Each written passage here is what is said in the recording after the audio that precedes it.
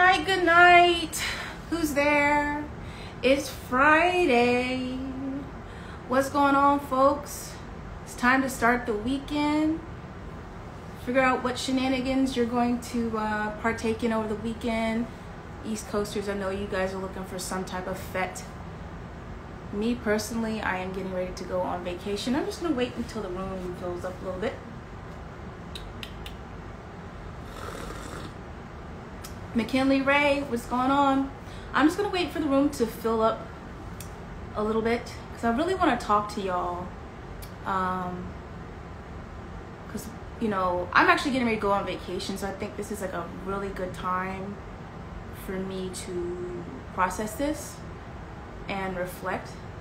But I'm trying to see if we're gonna get anybody else in the room. I'll wait. Let's see, it's 8 o'clock. So typically the golden hour on a Friday is 4. And I'm getting on here late because I was running errands. I went back to my clinic to close out my last minute notes. Tara wants to say hello. She's bossy. Yes, welcome, welcome. So I want to talk to you guys about something. So a lot of times I really try not to talk about, I'm gonna get there, MJA758. I don't like to talk about negative stuff. And so I'm not going to get very negative, but some events over the week has me asking myself, are African Americans really welcome in the culture, or are we outsiders? So I'm not gonna get into details, but someone that I considered a friend and someone that I mutually supported felt it necessary to cut ties with me and my platform. Yeah, MJ, you have no patience. You're just like me. She decided to cut ties with me and my platform. And I had no idea what was going on, what I had done to offend her, because we never spoke. I was waiting on an opportunity to speak with her. But she decided that she was going to cut ties with me after the Josh Butler thing, which I understand. And, you know, in reflection, and I know I've said this in my previous live, as I can imagine people trying to figure out how do you prevent more Josh Butlers from coming in and appropriating the culture. And so I felt that was kind of a thing that was going on. I think that's a very heavy, hearty discussion. But what happened was I received messages from people where said individual felt the need to have discussions in regard to me saying that she had cut ties with outsiders. No, she was not. Worldwide, which she was not. She is not white. She cut ties with outsiders, air quote outsiders, and had at some point felt the need to further elaborate about exercise your discernment, blah blah blah. You just can't buy your way into the culture. We're not going to focus on that. We're going to talk about the outsider piece, which is really disturbing. I think that being an African American is probably insanely difficult. I think being black is hard, but being an African American person where you don't have your traditions and your religion, you don't have word of mouth, you have nothing, you are completely stripped of your being as an African first. And then you spend your adult life finding that your spirit gravitates to things and pieces that call home, that call home to you. And yet what I have seen is that as an African American woman, you know, sometimes we embrace things that feel like home to us, and we're met with negativity and vitriol. This person I was called, you know, considered a friend. Just days prior, before all this happened, it was like, thank you so much for your platform. We're having tough discussions. I really appreciate it. To an email citing that she was cutting ties peacefully, but had the need to take jabs at me, saying that My platform is vanity, is for vanity. But what sticks out to me the most, because I think that one of the things I always talk about is that people have difficulties articulating their rage and where it comes from. Our trauma as Black people comes from years of trauma that's embedded in our DNA, our beliefs, our practices, our programming. But let's talk about the outsider piece, because I find myself questioning today, are African Americans or anybody that's not considered Caribbean welcome in the culture? And people will say, oh yes, yes you are, but are we really? And it makes me ask myself, you know, what does this mean for a platform that is encouraging other African American people to come out and play mass, but at the same time me, you know, actually get shanked in my back by somebody I consider a friend to be labeled an outsider? How does that work? And then we talk about we must protect our culture. And the biggest question I have is, what is our culture? Now, to me, a culture is upbringing, how you were raised. We were stripped but created our own based on what we've been able to hold on to. We get told we have nothing because our origins are mixed, but the same people suck up the pieces of culture that we do have. I feel you, Lion Quinn. The Lion Quinn. Okay, I hope I pronounced that right. But where was I? How do we find a place in this, in Carnival? Because Carnival is a Pan-African experience. You know, our ancestors that took to the streets to celebrate, they were African slaves. They weren't just Caribbean slaves, they were Africans. So Carnival is a Pan-African experience, and yet somehow, you know, people have this thought that we are outsiders to that experience. And I think it's one of those situations where we can't really think logically on it, because it comes from years of programming, years of trauma that is carried over, generational trauma that's carried over. How do we combat that in order for us to unify as Black people as a whole? I'm not going to sit up here and talk about the negatives of what I see or put people down, but that's just like my biggest question tonight. How do we come together as Black people, and how do we accept a group of people, namely African Americans? How do we get people to understand that there's pieces of us fragmented everywhere, even in the Caribbean culture? There's a reason why Carnival is this spiritual experience, Juve, this spiritual experience that I can't put into words, because this was something that I was never taught. This was not something that we never spoke on growing up, or this was something that, an experience that people were taught was not appropriate. Our program, hi Divinely Gigi, how do we overcome all of that generational programming? And if these are conversations that are genuinely being held by people in their DMs, what does it mean for these people that feel that way, that live in America, that continue to accept patronage from African American students, our Black women? I don't understand that. I think that the whole Josh Butler definitely did not do me any favors, but it definitely did me some favors, in that it really exposed how people think and felt. But I feel like at the same time, I think that we as Black people, I think we can do a little bit better.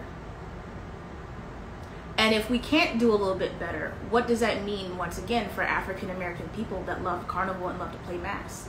Does that mean that we need to create our own space and for us to feel welcome, to be welcomed? Because it's evident in the messages, it's evident in the chats, it's evident in the DMs that I read.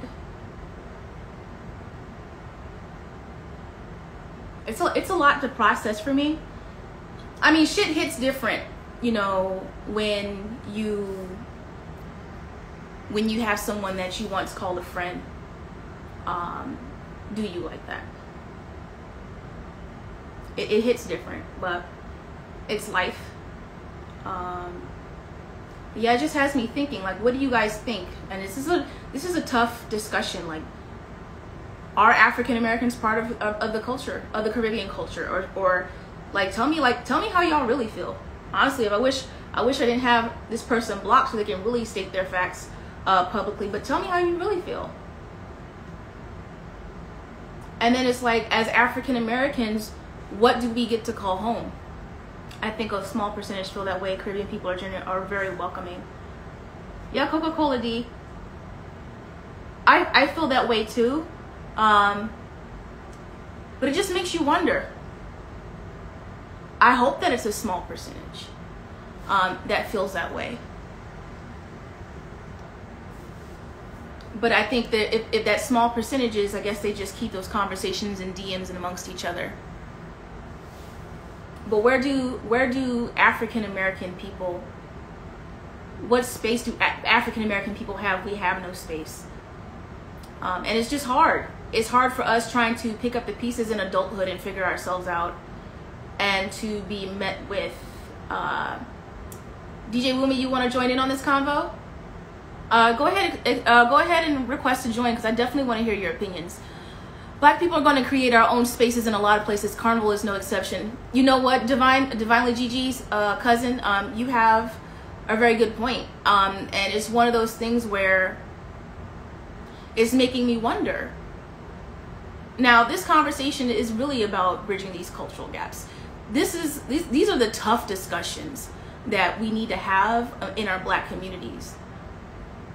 I'm approaching retirement, and I dream of just Black people just joining and coming together.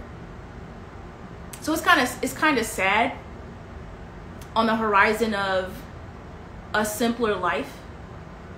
Not discovering that it's not so simple. Okay, DJ Wumi. I accepted it. Let's see. Now I hope I didn't mess it up. I've never done it before. Wumi! Hey, what's going on? Hey, sugar. How are you? Long time no see. It's been a while. It's been a minute. For real? Like what, Trinidad? Yeah, Trinidad. Yeah. Yeah, so tell me your thoughts. Okay, so this is a long one because, like I said, I've known you. Hold up. I don't know. Okay. Can you see me? Something's going on with my camera. But, yeah, I can see both sides of the fence. So it's the same thing again. Like, some people could compare it with what you're doing, with what white chocolate is doing, but just not to that. Like, the only difference is how blatantly disrespectful he was. Right. Saying he paved the way. So, like, for example, for me, he didn't have to say he paved the way for me to feel some type of way, regardless. Oh, and another difference between you and him, which are very important differences, is the fact that he was fake flagging, saying he was Lucian. Right. You know, so him saying he paved the way and him saying he was Lucian were the two big red flags for me that I was like, okay, no, he got to go, right? Right. But I could give you the perspective of a Caribbean, because people have asked me about you. And I'll give you an example, like, yo, do you know this person, American Wines Matter? I was like, yeah, I do. So they already feel a way, and I can understand a little bit. And you probably already explained why you do this, so I don't want to bring it up. The flag, like, a lot of Caribbeans are not feeling that American flag and what it stands behind. And a lot of people could argue that, are you really American because you was born an American, or was it the fact that if you do your ancestry, you could trace it back to when, let's say, your great-great-great-grandmother was stolen from Africa or wherever they were from, and then they gave birth to someone in the States, who gave birth to someone in the States, who gave birth, and led to you being here. So that alone is a weird thing. You know, me, I don't judge about that, because however you want to call yourself, you can call yourself, right? Another thing, too, I want to ask you a question. How long have you been doing Carnival? Since 2015. Since 2015. So, I could see, for example, a creator in this space since birth, right? They're trying to do the same thing you're doing, and you probably could have surpassed them within, it's 2015, you said, within 5 years. You can now be bigger than them. It's a lot of, and it has some similarity with what Josh did, but he did it to an extreme point. Imagine I'm born, and then people are saying this now, but I've been saying this from the beginning. When you have people like OG Choice, Chanelli, I think I said Chanelli, yeah, Chanelli, from Lucia. These people who've been about this, but then all of a sudden, this one person comes in and boom, he's at the top, and he's not even Lucian. So it's because even me as a Nigerian, people tell me, yo, you should start doing this. You should start having concierge. I say, I can't, because even though we have close ties, you know what I mean, in the same diaspora, I don't want to be seen as an appropriator. You know what I mean? Like, I'm Nigerian, 100% Nigerian, and I'm going to come into the scene and start doing vlogs or start being an influencer or start doing a concierge for, you know, people going to Trinidad and everything like that. And I feel like I will be, me personally, I feel like I'll be exploiting the culture. I feel like it's my job to just enjoy the culture and be a part of it in that sense. But any type of ties within making money or doing anything or getting free stuff, even I feel iffy about it, because people have come to me so many times to do that. You know, again, you said African American, correct? So some people will be fine with it, other people will not. Me, off the fact that I know it's a touchy topic, I'm not even dwelling. I'm just there to enjoy myself. I'm not there to take anybody's shine, because if you think about this, people who've been doing it so long and for their whole life, and they might see you who come in within 4 or 5 years, and now you're making moves because of who you are and your demographic. And they can see you bringing people from, you know, from the States into their culture and making a profit off of it, when they've been trying to do that forever because it's their culture, you know? So I could see both sides. What exactly is their culture? The Caribbean culture, from the food to the carnival itself is their culture. That's not American culture in any sense of the fashion. So you're saying American wines matter. You have the flag. Well, not the whole, I've never seen you rock the whole American flag, but I see you, like, your logo has a flag on it. I see you with the, I don't know what the name of that piece is, the face piece with the American flag on it, you know, and some people might not. So if you're saying you're American, why are you now trying to, like, I don't even know what your, like, final goal is with this platform you have.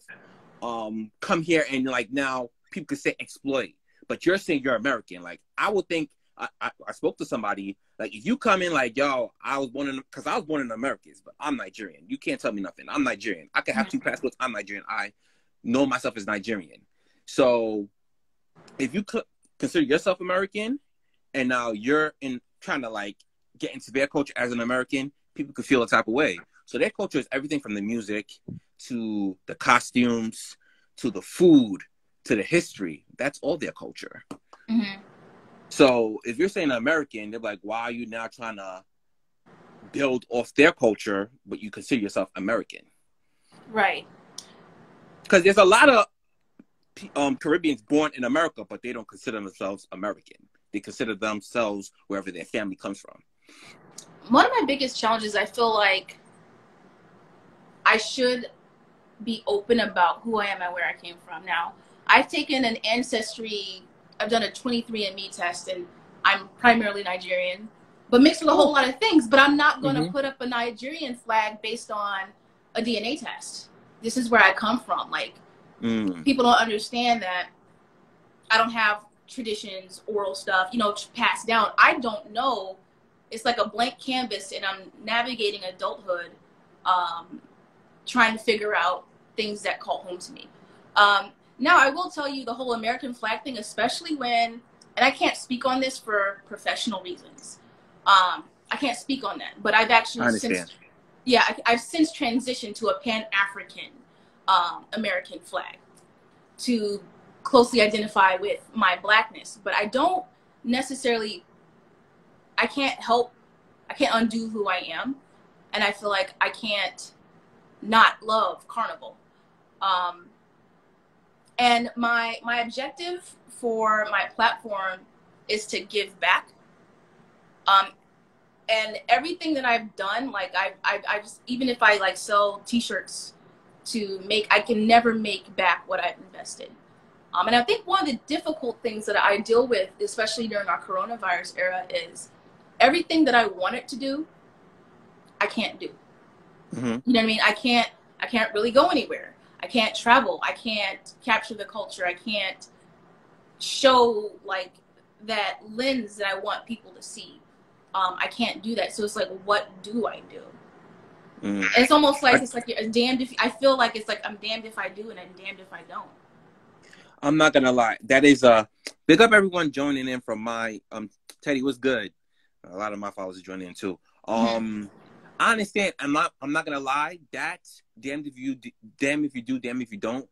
I wouldn't wish that on anyone because, like you explained, it sucks because of your your situation. You don't know what are you a part of. You know what I mean? You feel like you're not fully accepted in American culture, especially with everything going on with racism, this, that, and third. But then if you enter Caribbean culture, they might look at you crazy. So I understand it's a crazy situation. Like I said, I don't think it's a problem. Nobody really, for the most part, has a problem with you appreciating culture. It gets very touchy when people think you're trying to make something or get something from the culture. So I wouldn't call it exploitation, but even if you get a free costume or somebody comes to you, like, yeah, I'll give you a free costume, just promote this, that, and the third. That's when it starts to get tricky because there's other people who've been trying to do that for the longest.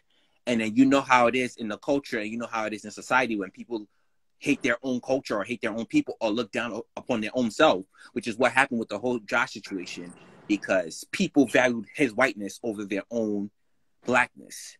And that's why he became as big as he was. You know what I mean? So off the fact that you know that, or off the fact that I even know that, I'm like, I'm not even trying to make money off of that. You know what I mean? Because other people have been fighting for that opportunity for so long. You know what I mean? And like, I'm talking about born as soon as they got their mom's womb, they knew who they were. You know what I mean? For example, people today could do an ancestry and find out, like you said, they're Nigerian. Now, I don't want you out there going, like, start selling, I'm a Nigerian t-shirt or something like that. Like, it's not how I grew up. Exactly. It's not how you grew up. You just found out, you know what I mean? And you just found out you're Nigerian and now you don't know nothing about Nigerian culture. And now you're out here, for example, making shirts or now giving tutorials how to make jollof rice or something like that. Like, that's when people are like, wait, you just found out you was Nigerian. You know what I mean? So that's the only situation that is very iffy.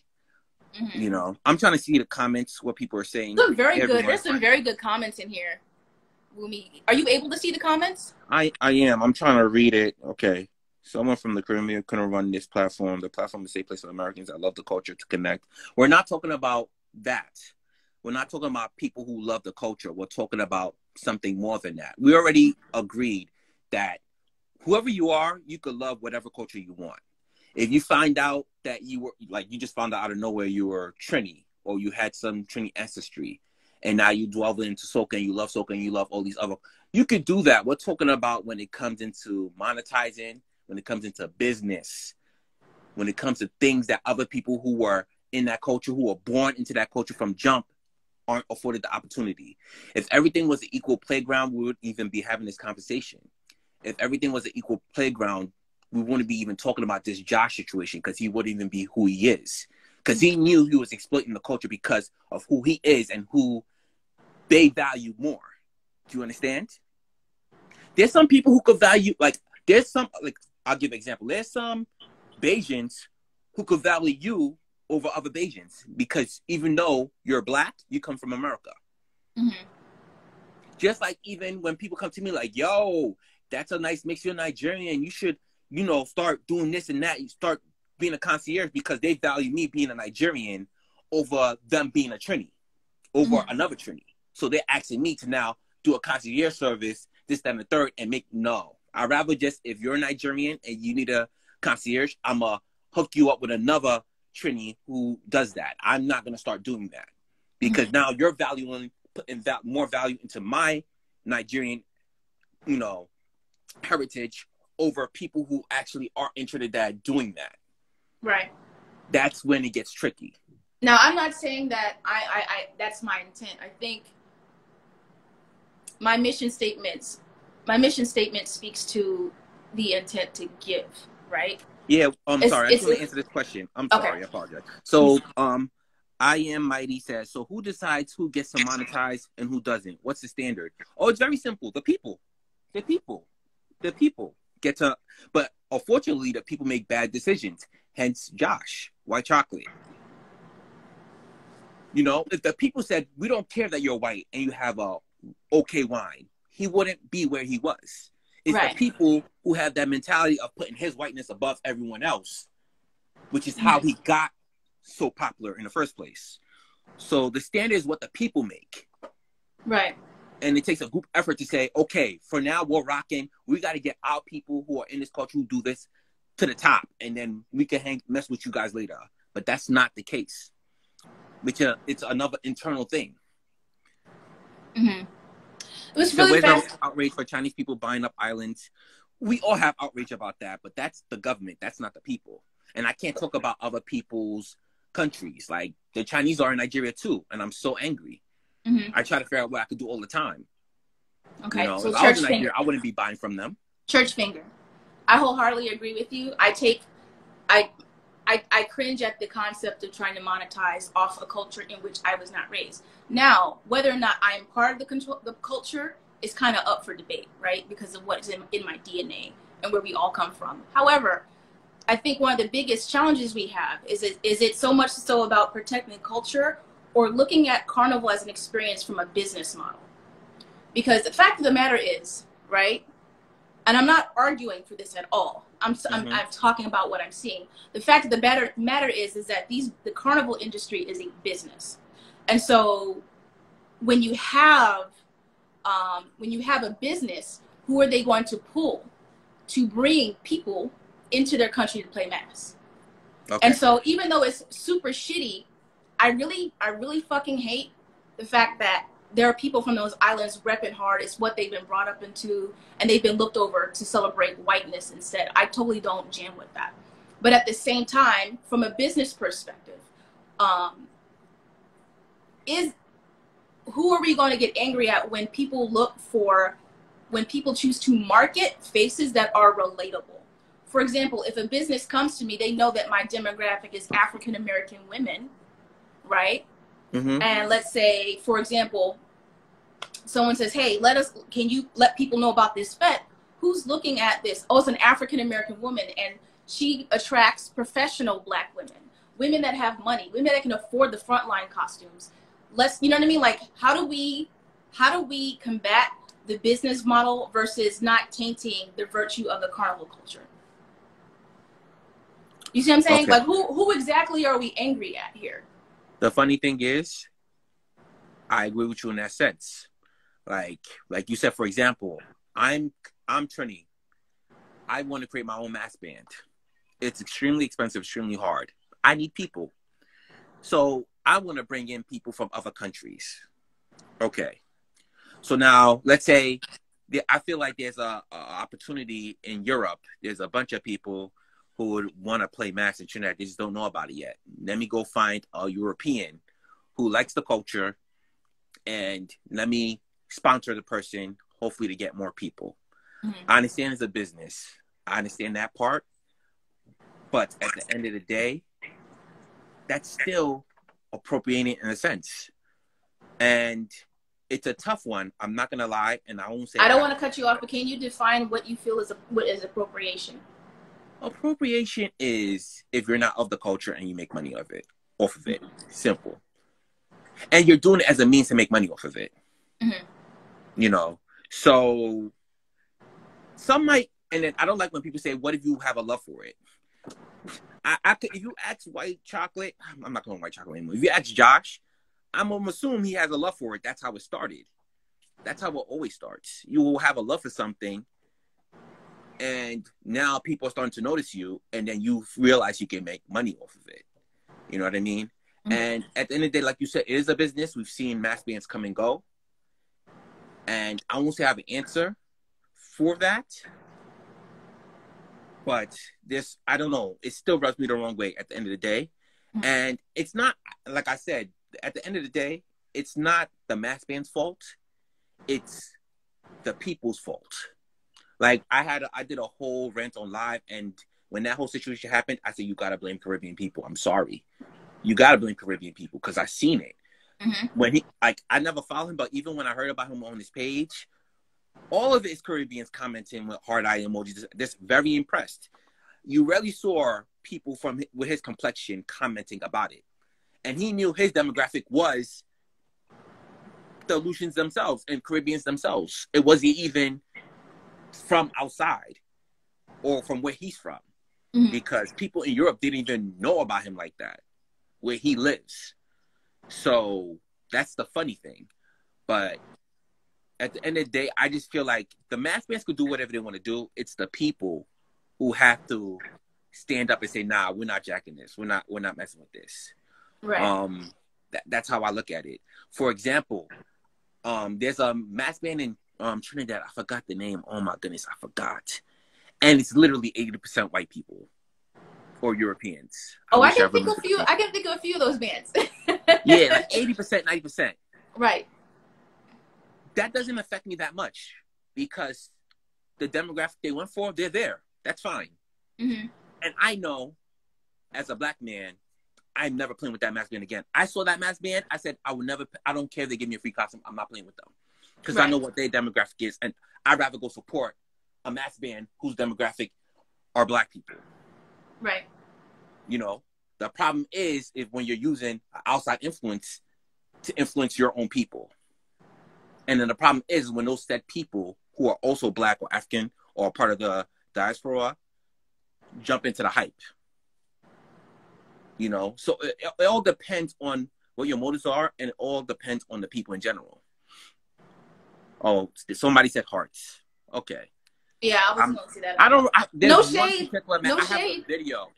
I was shocked. It was 2016.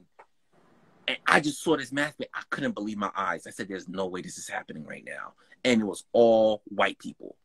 And I'm looking as hard as I can to find a black person. I found a black person at the last second. You know, so it's just, I put all the blame and the results on the people. For example, I wouldn't blame you for whatever you're doing because you're allowed to do whatever you want. You have to blame the people if they decide to follow somebody who's going to exploit the culture. That's how I look at it. I'm not saying you. I'm just saying in general. Right. So that's why when everything happened, I said, no, I blame you guys. Yep. I blame the Caribbean. I blame us as a whole. You know what I mean? So that's how I look at it. And again, I'm not saying I'm right or wrong. This is just my opinion. And but when people ask me to try to make money or do any type of business involving Carnival or any Caribbean culture, it's a no on my end. Gotcha. This is a very interesting perspective. And like, honestly, I really appreciate your feedback because it gives me perspective. And looking at my platform, I can see how it can be received as someone that's trying to step in and monetize. Yeah. But that's not my intent. I understand. I just want to answer whenever I'll let you finish, but I don't want to lose people's comments. But go ahead. I'm just reading the comments right now. I think that for me, my platform is to show my experiences whenever we can get on the road, my thoughts, and to also artistically express myself. So one of the amazing things that has been happening, especially in light of COVID, is that, like, I never realized that I had a creative side. And of course, you know, wearing the uniform every day, a lot of things get stuffed away. Creativity, emotions, feelings. And I started to approach retirement. I started to tinker with things and want to be more expressive and creative.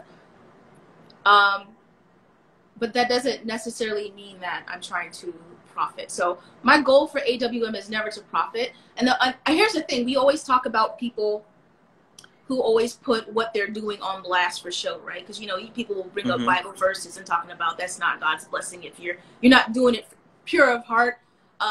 If you are, you know, bragging about what you do for others, how you bless others.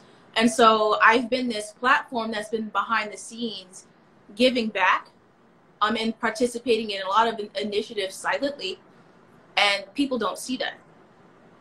I feel like they need to. I'm sorry to cut you off, but go ahead. And I don't like bragging about that stuff. You know why? I'm sorry to cut you off again, but I don't want to forget my thought. You know why? Because you post everything else. If you could post a snippet of your costume, you should post a snippet of what you're doing back to give back. That's how I look at it. So I feel like anything involved in the culture, you need to post. That's a damned if you do, damned if you don't thing. Then I'll get criticized for putting on blast like you donated this much money to somebody. You don't have to say the amount, but just the fact, and you get other people involved too. I love this. I did the same thing when the natural disaster hit Bahamas. I donated, but not only did I donate, I posted on my page too about where they could donate items, where they could donate money.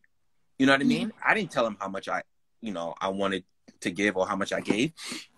Right. Just the fact that I posted that, shows that you're really a part of the culture and you really appreciate the culture and the people in the culture. You know what I mean? I've given money. I've done a bunch of things. I've done drives. I've done all these I forgot what they're called. There was a run in Brooklyn, carnival run where it gives back to the kids in Brooklyn. I did that. I've given money, just like donated to different causes in the Caribbean. You know what I mean? But you don't have to say you're doing it. Just the fact that you post it on your page is good enough. And like I said, people can't see it. And then it's like the things that I want to do. Like one of the things about my platform is that where I'm at in my life right now, like I'm planning for my future. I'm planning to retire in the 2 years. I'm planning to, practice some medicine when I get out. But I intend to really be more physically present in the Caribbean community. But I can't do that now. I can't do that now. And so it's one of those situations where I'm doing the best I can. I'm doing things that make me happy and expressing myself. And I'm just doing the best that I can right now. And it's like one of those things where I think I wrote in a blog, I said, you just have to wait and see until we get out there again. Like there's so many different things that I want to do. I just can't do it all. Okay. Being an active duty Army officer and, going to the box. Taking care of soldiers, emergencies, and things like that, and I balance this, and I'm just doing the absolute best I can, and just planning for a future where I can make a positive impact alongside Black people, and I'm not just talking about Caribbean people. I'm talking about all melanin. Yeah, I feel you. Somebody said, "Nope, you appreciate the culture, babe. It's very clear." Okay, so I would ask the question: did Josh appreciate the culture? Do you think he appreciated the culture when he first stepped in, or when he went to his first bet? I'm sorry, but no, I don't think so. Or really? Maybe he initially did. That's what I'm saying. Yet, it's always we're talking about the book. This is what when I look at people and I listen to people speak, I study body language. That's what I do as a clinician, right? I study mannerisms. I look at their eyes and things like that. One of the things about Josh Butler is that back at home, he's a little scrawny white boy that had no confidence. Okay, and then he goes to St. Lucia. And he appreciates the culture because of what it's done for his ego. Not necessarily wishing to give back or love the culture, but he enjoyed getting propped up on a pedestal. That's what. And I don't know Josh Butler like that. I took a picture with him in Miami Carnival, but even then his vibe was off. And I saw him at Soca Brainwash in Trinidad, and his energy was just off. I don't feel love for the culture and experience to him. It's like, yes, I'm going to get my ego stroked today, and I'm getting paid for it. I'm living the fucking life. Let's just be real. That's the vibe I picked off Josh Butler. Okay. Now, I can't They said you speak can't for Josh compare. Butler. We're not comparing. We're trying to talk about things in a realistic setting. Because if you would have asked Josh that question, let's say the first time he went to Lucia, he wouldn't say pave anything. We're just talking about the slow process of how someone could go from appreciation to appropriation, because it's very possible. You could be a part, because it happens to me too. It's just not that extreme. I didn't get it. My Instagram didn't just blow up. Like if they see the flag and they see me whining, they could get hyped up too. Right. That could go to my head. You know what I mean? The little times I went viral here and there, that could go to your head. It's not just a boom. It's a building step. It's a slow process where things go to your head. You know what I mean? So it could start off as appreciation. So we know Josh is an extreme, but I could guarantee you it didn't start that way. It was a process of everything going on, the attention, the endorsements. It's a slow process, but it happens. That's what I'm saying. So you always compare everything to Josh. So Josh is just the thing that happened right now, and he's a perfect example, textbook example of appropriation. So why would I use him? You know what I mean? I think we can all agree that, like, he and I are apples and oranges. Oh yeah, we could agree like, that. I'm not saying that because I need to. I'm saying that to everybody. Like, I don't feel like Uni is saying that. We can understand that Carnival comes from a white Christian European celebration from the beginning of Lent that enslaved blacks were not allowed to participate. Yes, we can. There's a huge difference between Josh and the AWM. I think we can all. I think the whole room can agree on that. But the question is, here's the thing. Like, get it? Like, from a perspective, we know that Rebel Mass. We know where Carnival comes from. We know where Jab Jab comes from. And that's the thing. If we know where Carnival comes from, if we know where Carnival comes from, we know where Jab Jab comes from. How is it that it's theirs? It's just theirs. Because it's two different things. And then not all carnivals are the same, are there for the same reason. You know, like for example, Crop Over was a celebration about when DJ and crop Chippies season. on it. Yeah. So not every carnival like is there for the same reason. It wasn't that, you know, we were slaves. We used to see Europeans had their own carnivals, and then you know what I mean? And other carnivals have little twists to it. Jab Jab. Jab Jab has its own little twist to it. That's why that's why they play in oil. Mockery of the slave owners who are devils. Things of that nature. You know, hold on. I feel like people of the diaspora can't appropriate. I don't know, because so she doesn't agree with people. Cannot. So they cannot if they're of the culture. Okay, I understand that, but. And Love and Soca, my first carnival was Atlanta DeKalb in 2015 with We Kinda Team. I'm trying to catch up with these costs. Okay, can't appropriate. I understand people have their views. I'm just, because I've spoken to some Caribbeans and I can understand their views too. You know what I mean? So you're saying they can't appropriate, but they would also, like they told me, but she's considering herself an American. Well, what should I consider myself as? A black, you could consider African American. A lot of people who are born here are black consider themselves African American. But when they see the flag, when they see that American flag, it's like, you know, we have the Pan-African flag. You know, there's other things that could be used, and I'm not telling you what to do. I'm just telling you the discussions I've had. So that's wait until I retire, and then I can fully express myself about the American flag and why my logo has changed to a Pan-African. I can't talk about that. It's changed. So it's changed. Yeah, it has. I didn't know that. It's changed. Okay. So the issue with my logo is that it has changed, but I initiated a trademarking process, so I can't change my logo. I can't. Some of my products that I've made do have the Pan-African American flag on it, but it's not part of my sample for trademarking. And then once I finish that, then I can actually go back and change that. So it's a long, arduous process, but I've been felt somewhere about the red, white, and blue. And I'm not gonna openly discuss it. I just have some different opinions that I'll probably talk about when I retire. But it's red, black, and green now. So I'm in the process of, you know, red, black, and it's kind of hard to find. And then I want to get a mask remade. But yes, I do not. That's why you guys don't see my logo on my stuff anymore. Okay. You notice that it just completely disappeared. Now, see, exactly. Now we have to. You see what I'm saying? I can tell you, when the Caribbeans saw that flag and seen the content, and they're like, "Oh, nah, there was not that flag." When some people see that flag, it's not a good feeling when they see the flag. Yeah. You know, even though. But the fact is, I can say I'm African American, but I'm from America. But it seems like what you're telling me is that they don't like that in their face. Yeah, think about it. Like, I understand where they're coming from, because I'm Nigerian, and then you could see something start to blow up. Something start to blow up, and you've been part of that culture for so long, and then somebody just come in like, whoop, real quick, and gets all the spotlight, and you've been a part of this for as long as you can remember. And then you see that American flag, and you're like, no way. You know what I mean? This is really good. I think this helps me a lot. You know, and I could tell a lot of people in Lucia wasn't feeling that man. because they've been in it for real, for real. They was born there. They went through the struggles there. They know everything going on in their country. And then in 2 seconds, because you could tell there's been a lot of popularity around Lucia for the past 2 to 3 years. Mm-hmm. You know what I mean?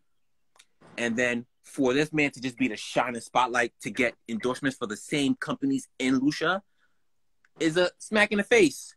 And Mm-hmm. that could be a possibility with you. You could get a huge following and then something blow up. And then you're saying you don't have the flag anymore. And you could just come in at the last second with your following and they see that American flag and you're getting endorsements from companies in that country. And they'll sponsor you. Mm-hmm. Whether it be Digicel, Flow, Nestle does a lot. Campari, Rum, you know, all these companies, and they just throw money at you. And this person's been doing it since they were little. You know, that's a problem. And the Soca Traveler says Caribbeans not liking Americans around Carnival isn't true. You're on a live that's opposite of that statement. I don't understand. Rephrase. Rephrase that. What does that Rephrase, mean? nephew. What you saying, man? That's. I'm not saying that I agree with everything. I'm sorry. Let's take off too. That's a topic too. We gotta talk. I appreciate this discussion because I feel like it's discussions that need to be had. It's perspectives. I don't necessarily wish to. This is not about right and wrong. It's about culture and upbringing and struggles and trauma that I can't relate to. And so when I hear these perspectives, it helps me figure out how I can continue to give back. But at the same time, I feel like, I'm going to be met with vitriol regardless. You make the wrong things a problem. Flag is not the heart of the matter. Or I agree with Love and Soca, but it's kind of one of those situations where it is what it is. The flag is very important. The flag is very important. That flag is very important. I don't know. There's a lot of people who say they don't like seeing that flag. So can you tell me what do they say when T-Slay, I think it was T-Slay, she talked about colonizer vibes. Because if you think about it, right? Like I told you, where did your great great ancestor come from? It wasn't from America. They weren't born in America. My great was actually a slave in North Carolina. My great were actually killed by the KKK. So, so let's say, for I don't example, know how else. Were they born? And that person was born in America. Mm-hmm. So now, damn, I don't want to bring up. I'm gonna use another example. So I don't want to use your family as an example. So the way I look at it is, we didn't just come here on our own. It wasn't like the Italians or the French. They migrated for a better life. Our ancestors were brought here forcibly and made slaves. Right. And the reason we're here is because of that. You know? Caribbeans, they're in the Caribbean because their ancestors were brought from Africa to their Caribbean island, depending on which Caribbean island we're talking about. And they're Caribbean. So they might have a hate for the United States because they know what their ancestors went through. And then they see that flag in Carnival. Like, could you understand that point? Absolutely. And now they're making money off Carnival. Now, I'm not saying you, but I'm just saying they'll see, like, okay, let's say, for example, you have a huge following and you get endorsements, right? Mm-hmm. And you have hundreds of thousands of followers. I know it's a hypothetical, just bear with me. And then they have that feeling when they see that flag and they see you come. I know you don't have the flag anymore. And they see you come to their country, getting endorsements to get flown out to their country. It could be, they could feel a way, which is the conversation I had with someone, and I could understand that. You know? I'm not saying it's correct, but I feel I can empathize. And I think that one of the most common things I think we lack in cultural relations and culture gaps is the ability to empathize with perspectives. It's a matter of, I'm not you, and I can't imagine what it's like to be you, and I respect that. You know what I mean? So no, I think even those perspectives are not my reality, I believe that it's something that needs to be acknowledged. We can't control, which is why we should be more receptive to each other towards everyone in the diaspora. There's some dope ass comments going on. No, that's true. That's you true. makes me want. I just want to stop and read everything. Yeah, go ahead. You can read it. Like, And we then, have time. I we all don't know what come time from the clock's Africa. on. We were just dropped at different spots. Nephew's getting challenged. We can't control why we should be born. And I think we should. But I think the biggest challenge, and it's not something that's going to get better overnight, is how do we get over that generational trauma in our programming, in our beliefs and values. It's difficult to undo that programming. But no, I see what you mean. But as far as, it's really interesting people drawing assumptions based off what my pocket looked like. But at the same time, what they think my pocket looks like. But at the same time, I can see how, for people that are in that culture, that were brought up in that culture, it's a matter of trying to take care of themselves and their families and feed their own mouths. And here comes this person that is not of the culture, of their struggles, right? Because I didn't grow up in small villages and small schools. And, you know what I mean? I didn't experience those things. And then here I come, my nerdy self, you know what I mean? Just come in and I take those opportunities from them. And I get that. I'm trying to figure out of a popular socialite. I'm trying to think of somebody. Who's like, because I want to get the scenario out. So Love Soka says, so what flag should Americans wave when they wave another flag, they get bashed? This is my, like, again, you could do whatever you want to do. If you want to rock the American flag on a carnival, that's fine. If you tell people to come as they are, red, white, and blue in a rep carnival, who you're from, rep who you're told on one side, rep where you're from, and then on the other side, but we don't want to see an American flag. You need, and so how do you, and you know, I wrote a blog earlier this year talking about it's okay to be a non-Caribbean and play mass, right? And so here I am, I'm encouraging people to represent who they are and where they're from, but at the same token, what you may be inferring is that they don't want to see it, but at the same time, it's the same people that get offended for waving a flag that's not theirs. And to me, a flag does represent a lot of things. It represents the so one thing that we don't want to do is encourage people to wave a flag that's not theirs and throw it in the trash. So here's what if I can have it my way, which I can't have it my way, you could do, again, people could do whatever they want. I don't get mad when I see an American flag on the road. Right. But if it was up to me, if I could have it my way, I would say look into your roots to find out where you're really from. And then once you know in your head, if somebody says, are you Trini? If you've done the ancestry, if you've talked or found out like you might have 20% Trini, you could say probably yes. And nobody's going to ever question you. The last thing you should do is to wave a flag because you just like that flag. There's no significance behind it. You just like that flag, or you like Soko. I like Jab Jab, so I'm a rock a grenade flag. No, that's not. No, you know what I mean? So, or if you don't know where you're from and you can't find out, as a Black American, I would rock the Pan-African. I'm sorry. I would rock the Pan-African all the way. You know what I mean? Just because I know how my great, you know, grandfather got here. Off that alone, I can't rock that flag. Off that alone. And what they had to go through in this country. And yes, you damn right I'm gonna reap the benefits because my great grandfather suffered in this country. So I'm gonna reap the benefits of being an American, but I would never consider myself an American. You know what I mean? What's her name? I just want to go back to the comment that okay, we answered that comment. People are talking about Jamaicans who were born and live in Jamaica that have hate against like Jamaicans born in America. I don't agree with that at all. I think that's very dumb. That's just a dumb way of thinking.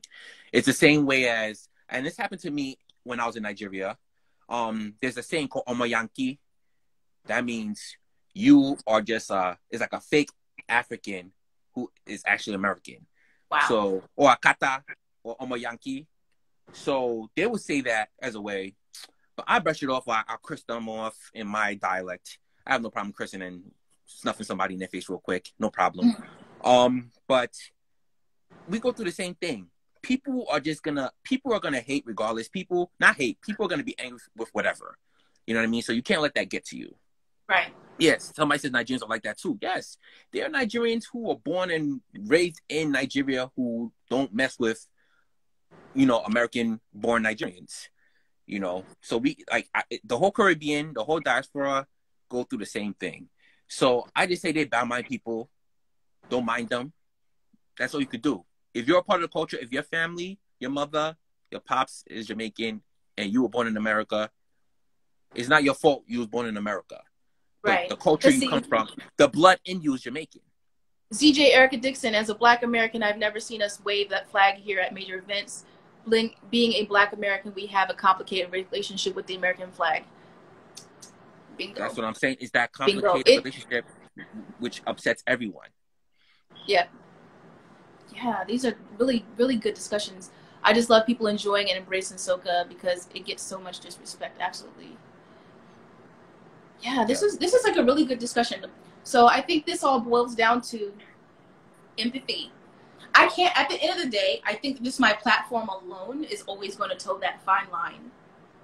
Yeah, it's a balance you're gonna have to deal with your entire But what life. gives me a great frame of reference is that I'm actually able to empathize with the sentiments, because what happened, what transpired over the past few days, I wasn't able to empathize because I didn't really understand where it was coming from. Does that make sense? Yeah. And I'm not saying that they're right, but I see where you're coming from. And at the end of the day, my niche is my niche. I think that this platform has the power to really engage those discussions like the ones that we're having right now that I didn't even know was going to happen. And I think that it brings great value to Black people as a whole.